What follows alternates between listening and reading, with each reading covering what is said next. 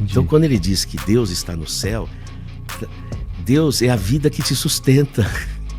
Porque ele está no ar que você respira. Agora, aí você pode pensar, não, pera um pouquinho. Existe o buraco negro, existem as dimensões do espaço. Então, existem outras dimensões do espaço astrofísico. Aí você pergunta assim, será que o mundo espiritual ou a vida se continua nessas outras dimensões?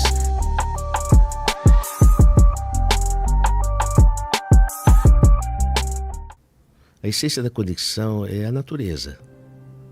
O distanciamento da natureza adoece a pessoa. Ela não percebe que o corpo dela, quando ela respira o oxigênio, esse oxigênio veio das plantas. Uhum. E quando ela solta o gás carbônico, as plantas é que respiram esse. Então a gente troca com as plantas. E a gente não percebe o quanto que essa natureza está interagindo com a gente. E quanto a gente depende dessa interação. Que os seus ossos só se desenvolvem porque a Terra tem força da gravidade. Se você for para a Lua, o seu osso vai sumindo. Então a Terra é uma parte da estrutura que você usa. E a percepção dessa proximidade, né, que a natureza ela não é um objeto para você consumir. A natureza é o meio onde você está constituído. Você precisa se harmonizar com ela. Para que essas trocas possam acontecer de forma a sustentar a harmonia. Então a gente está num déficit absurdo com essa maneira de viver, pelo menos, ou de enxergar as coisas, né? Porque, a gente fala-se bastante de aquecimento global e como a gente está destruindo tudo. Então, seria importante que mais pessoas tivessem essa noção. Eu acho que a gente precisa, por exemplo, se acabarem as minhocas, acaba a vida do planeta. Porque as plantas, elas não produzem proteínas. Para produzir proteínas, elas precisam de uma bactéria que fica na raiz, que são as bactérias fixadoras de nitrogênio. O ar que você respira, 78% dele é nitrogênio. Você usa 21%, que é o oxigênio. E as plantas usam esse nitrogênio da atmosfera. Mas para o ar entrar dentro da terra e chegar até as raízes, precisa de minhoca. Se acabarem as minhocas, acaba a vida. Se o ser humano sair da terra, terminar, a natureza agradece, cresce verdejante. Quem é mais importante? A natureza, eu acho. Ninguém é mais importante. O conjunto da natureza é importante, porque nós agimos em colaboração. O grande problema é que a gente desenvolveu a capacidade de alterar a natureza para caber no que a gente considera importante. E aí a gente faz as transformações que a gente pode estar atrapalhando o ecossistema, a maneira como tudo funciona, no fim das contas. Pensa assim, por exemplo, você sai de casa, pega seu carro, vai para o trabalho, pega o ônibus, não é? E esse trabalho ajuda a desenvolver um país, uma cidade. Uhum. Você precisa de asfalto, pneu, gasolina, não é? Bom, mas você demora 1 hora para ir, 1 hora para voltar, ou 2 horas, e isso te consome bastante. Mas desenvolve a indústria, não é? Mas aí você adoece, aí surgem os remédios, então surge a indústria. Então ocorre um aumento do PIB, não é? Mas e se você morasse perto da sua casa, fosse de bicicleta e no teu quintal tivesse banana, tomate, couve, umas galinhas da Angola, e você voltasse de bicicleta, não é? Talvez você não adoecesse, ou a doença que tivesse, a torceirinha de cidreira do teu quintal resolvia, não é? Mas a vida ficaria muito mais expressiva, não é? Mas o PIB do país cairia, né? Tem alguma coisa estranha, né? Tem. Mas vamos voltar para a glândula pineal, que tu falou que ela é como se fosse o nosso Wi-Fi. E aí a gente entrou naquela de... Então a gente teoricamente conseguiria se comunicar por pensamento? Dá para dizer alguma coisa assim? Ou aí já forcei a barra? Veja, a natureza é como uma orquestra. Como é que é uma orquestra? Você tem um maestro, de um lado tem os violinos, as violas, do outro lado tem o violoncelo, lá na frente tem os metais, os sopros, lá a 20 metros tem os tambores, não é? Por que você acha que um violino não vai atrasar meio segundo e um tambor vai adiantar meio segundo? E isso desestrutura... Vai acabar com tudo. 90 instrumentistas. Por que você acha que o maestro fica se descabelando ali? Porque tem que ser perfeito? Porque ele fica percebendo quando um avança, o outro vai, para a orquestra poder entrar em sincronia. Imagina que todos os seres da natureza são como instrumentos de uma orquestra. Quem coordena? Quem coordena?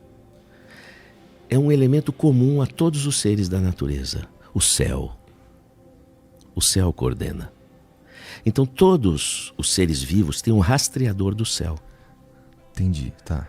Esse rastreador do céu é a glândula pineal. Nos seres vegetais e seres unicelulares existem estruturas semelhantes que apontam e rastreiam o céu e dão a unidade do ecossistema na diversidade das estruturas. O que é esse céu? Não é?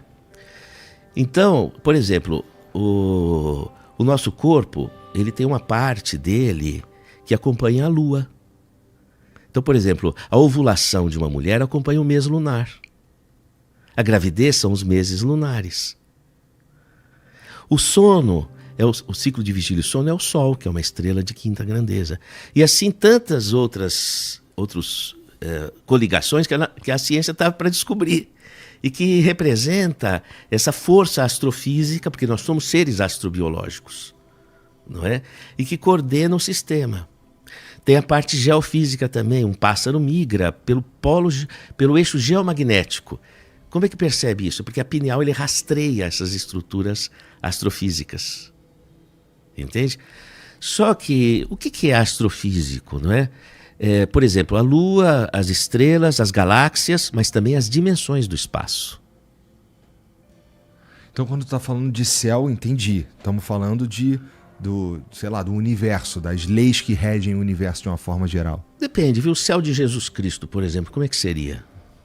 O céu de Jesus Cristo... Quando ele fala, Pai Nosso que está no céu, que céu é esse? Ele está falando, do paraíso, está falando de onde mora Deus. Onde mora Deus? Para Jesus. No paraíso, no céu. Veja, Jesus vivia com os pescadores. Sim. Certo? Qual é o céu do pescador? Deve ser o céu dos pescadores. Qual? Sei lá, um que tem bastante peixe, não sei. Ok. Quando é que você põe o teu barco no mar? Você olha o céu, você quer o quê? Você quer saber se vai chover ou não. Porque se tiver nuvens carregadas, você não põe teu barco no mar. O céu de Jesus é o céu que sustenta as nuvens. É o ar que você respira. Entendi. Então, quando ele diz que Deus está no céu, Deus é a vida que te sustenta. Porque ele está no ar que você respira. Mas nesse sentido, o que você está chamando de Deus? Bom, eu estou chamando de vida. Tá. Vida. Então, o ar te dá a vida. Então, o Deus que está no céu é o céu que você respira. Esse era o céu de pescador, porque era um sistema de comunicação. Jesus estava se comunicando com as pessoas, falando a linguagem delas.